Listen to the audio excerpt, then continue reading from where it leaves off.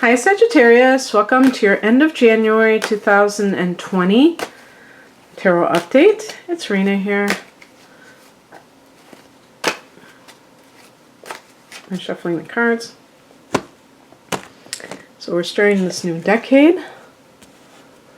And let's see what comes up here.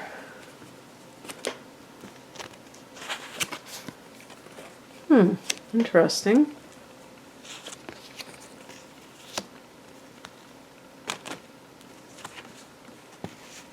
Get an additional card. Alright, I like the Fool card. So, the Major Arcana cards, which can talk about change, that have come up in this reading, are the Hierophant, the Tower, Magician, Lovers, and Fool. So I feel like, you know, I'm a Sag too, that we're at a crossroads, and the Hierophant, let's talk about this since this is a central theme, is the card of, you know, obviously you see the clergy here. So to me, I always think this should be Sagittarius, because this is kind of like some of the themes of that represent Sag too, with, you know, the spiritual or religious angle. But this idea of, this is actually Taurus, by the way, in case there's a Taurus person in your life.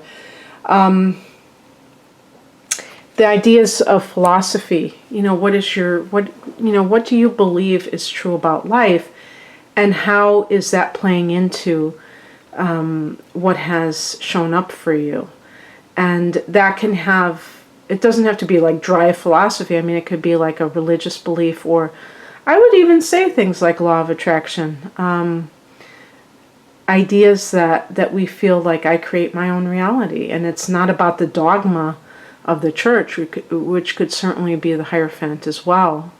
And that is, I think that the Hierophant is more those, you know, those traditional belief systems. And actually this card is associated with, like, you know, conforming to that. And Sagittarians are rebellious. So there may be a conflict between doing what is supposed to be done and what you want to do. So the Hierophant can deal with marriage, and maybe you're thinking, I don't want to be married. I want to, maybe I want to live with somebody, but my religion says it's wrong. Or maybe I just don't want that in my life, and my parents are, you know, pressuring me for that. I think too, with the Hierophant, there's a sense of, you know, meaning in your life in general. Maybe you've kind of let that side go because you've just been so consumed with survival issues or something along those lines. And we have here in the past position the Eight of Wands. So a lot of things kind of coming, you know, out at once, speeding up in a lot of cases. I think, like, even for everybody, you know, there was kind of this lull in the action, and then everything started. I noticed that at the beginning of January, because, you know, some of it might have had to do with the holidays. I think just the new year is a time when, you know, the sun is in a cardinal sign and there's more desire to act. And so if you are involved with somebody and marriage is on the table, be careful that you're not being hasty, that you're not doing something so sudden and not thinking it through, because that can be the Eight of Wands, where it's just like things are happening, you know, maybe like, I don't want to say beyond your control, but like a lot faster than it gives you time to deliberate about it. And especially if another person, if the other person is kind of pressuring you. The higher message is the Tower card, and this is the card of, like, you know, I don't want to say catastrophe or anything like that, because actually this can be a card of release, where you feel like, oh, thank God, that's over with, that you're freed from a situation that felt very oppressive. Basically, how I view this in terms of, the other two cards that I have picked, is that, when you do things like impulsively, like something that's a very important decision, let's say like getting married, and you don't think first and you're just getting carried away in the moment, it can lead to finding out later something about that person that just kind of like completely shocks you or shatters you, because maybe you find out that they're not who they claim to be. And I just, in case that this is something that any of you have been dealing with, it's a definite red flag if you're dealing with somebody and you have just met them and they are kind of like trying to hurry it along and they want to just like, let's move in together or let's get married, because it's like, what is the rush? A lot of times it's because they have this phony image that they're presenting to you, and they know they can't keep that forever, so they want to get you before trap you excuse me, before you find out who they really are, I guess I'd put it. So always be a little bit on high alert when somebody is trying. And this can be like even this is funny, I know this sounds weird, but if you are involved in a spiritual situation where, I don't want to call it a cult or anything like that, but it could be something where it is a spiritual organization and they are putting like heavy moves on you, and they're really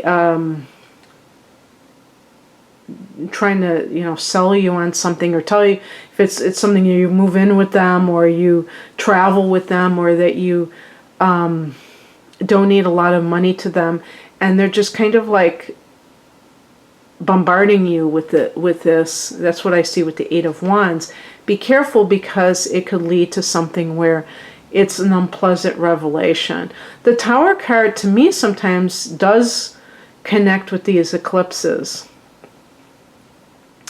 So perhaps in some cases this can be like if somebody is having an affair. Now usually Sagittarians like to be above board, but sometimes depending on a certain circumstance that you may be dealing with, you may feel like very trapped in a marriage or long-term relationship, and the Eight of Wands can be like something that comes out of nowhere. It's very sudden, and that temptation is hard to resist. The Wands is very sexy. Maybe even like a literal fire sign like you, another Sag, Aries, or Leo. And especially if you're dealing with somebody who is very traditional, like a Taurus or maybe a Capricorn, something like that. The Tower card is, watch out. Are you playing with fire? Is this thing is it a powder keg?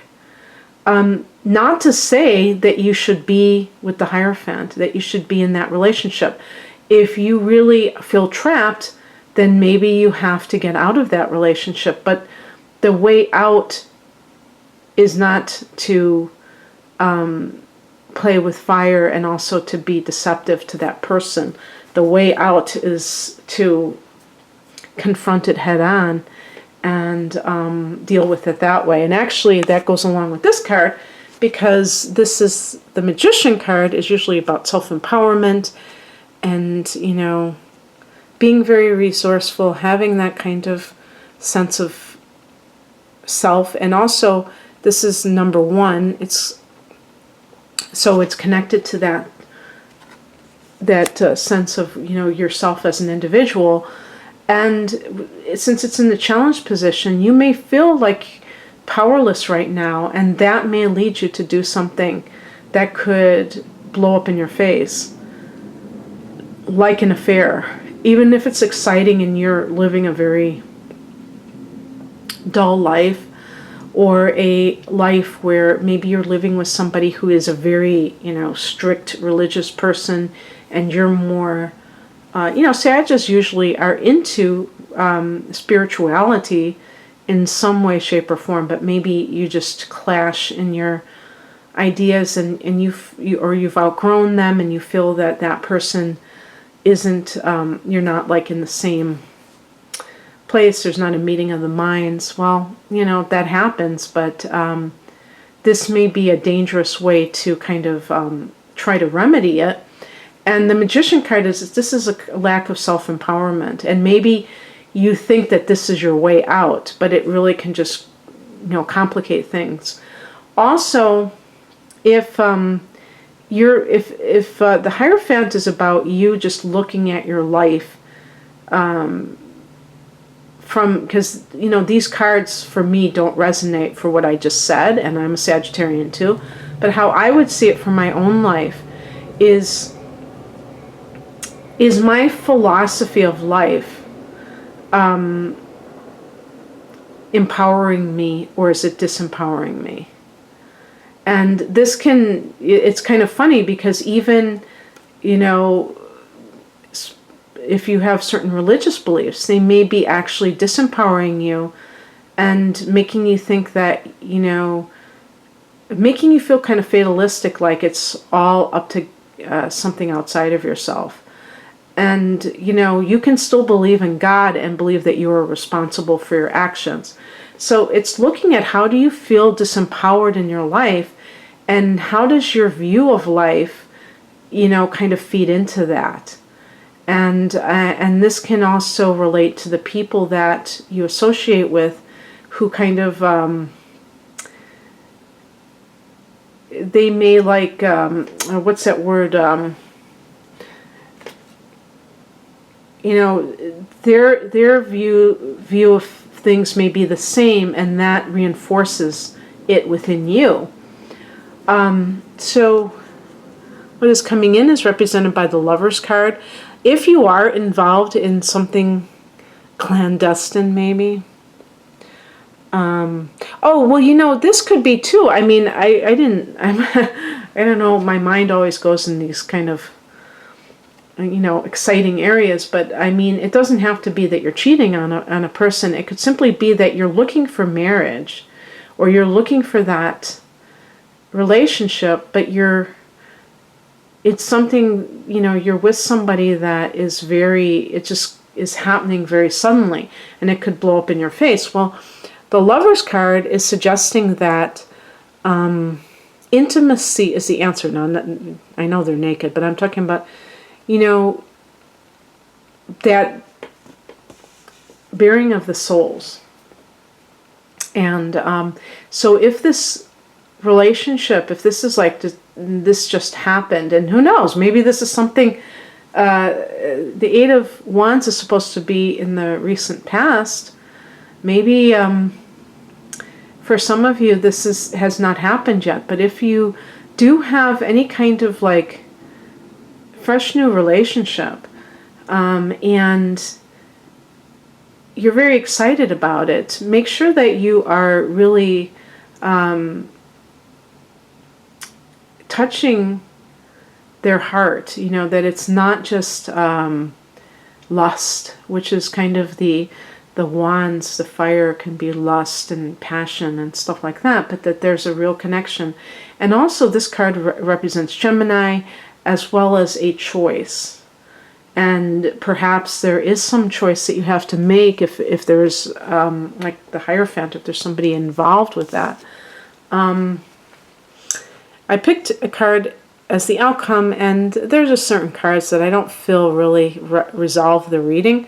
So I picked an additional card, but this is the Nine of Wands, and this is, I think, a card that is talking about having boundaries. So if you are dealing with someone who is kind of like, you feel overpowered by this person in a way, and maybe they call it love bombing, where they're really just trying to get you to commit. And, you know, when I look at the Eight of Wands, I think of something sudden and recent. And maybe it's just coming on strong, but it's up to you to set those boundaries and say, you know, I'm not ready for this. I'm not ready for marriage. I've just known you for 6 months, and I think we need to get to know each other better. You know, and that's to me what the Lovers card represents. Is kind of like, let's talk about the shadow. Let's talk about what our greatest fears are, our greatest challenges in our life.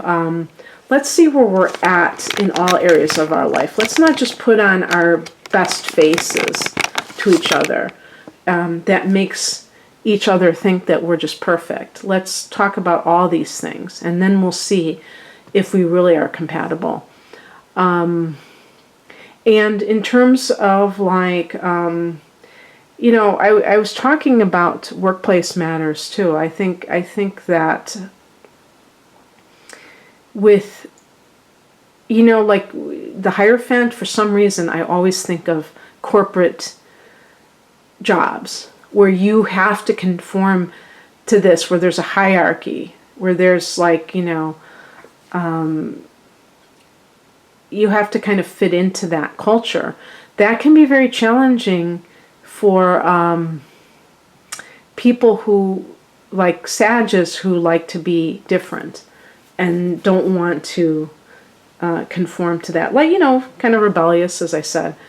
And I think that with the Magician card, you may, for some reason, feel like you can't do something on your own when maybe you can. Maybe you're just so used to working in that type of environment or field that you think that that's all that there is out there for you, and you might feel kind of helpless. Well, the last card I picked is the Fool card, so this can be, you know, really exploring your options. And remember that in 2020 there will be eclipses in Sagittarius as well as the opposite house. You know, we're talking about the first house of the self, and then the opposite house of Gemini. So themes, and this will go, you know, through 2021 as well, themes of us as individuals versus the other will be coming up in various ways, shapes, and forms. And you know, the North Node is also going to transit through that 7th house, which is the house of commitment. So for those, you know, in Gemini, so for those people who are looking for, you know, their soulmate, the person that they're meant to be with versus the person they are with. I mean, this is the house of committed partnership, but maybe you already have a mate. However, you may not be happy with that person. And with the North Node, you know, I think it's changing over in May to Gemini. And then the first of the Sag-Gemini eclipses is happening in June in Sag.